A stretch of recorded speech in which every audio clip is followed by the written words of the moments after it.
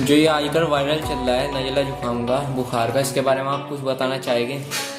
जी बिल्कुल, मैं इसके बारे में ये कहना चाहूँगा। जो आजकल बहुत ज़्यादा बुखार, वायरल और ज़ुकाम चल रहा है, इसमें आप जो भी ट्रीटमेंट ले रहे हैं किसी भी डॉक्टर से या अपने से, आप जो भी दवाई खा रहे हैं वो तो आप खाएं, पर इसमें जो आपने कोरोना के टाइम पे भी जो एक नेचुरल काढ़ा बना के पिया था ना, जो घर पे ही हम बना लेते हैं, घर पे भी अरेंज कर लेते हैं या मार्केट से भी उसको हम उसके पाउच खरीद के लेके आ सकते हैं, वो काढ़ा लेकर आइए और उसको पीजिए सुबह और शाम। वो उस काढ़े का बहुत बेस्ट रिजल्ट है आपके कफ को बैलेंस करने में भी और आपकी इम्यूनिटी को बढ़ाने में भी। अगर आपको बहुत ज़्यादा आजकल जो वायरल चल रहा है ना, उसमें बहुत लोगों को 95% लोगों को कफ बन रहा है, तो आप काढ़ा पीजिए घर पे बना के, और उसमें आपका कफ बैलेंस होगा, इम्यूनिटी भी बढ़ेगी और आपको बहुत अच्छे रिजल्ट मिलेंगे। और बाकी आप अगर कोई मेडिसिन चाहते हैं कि हम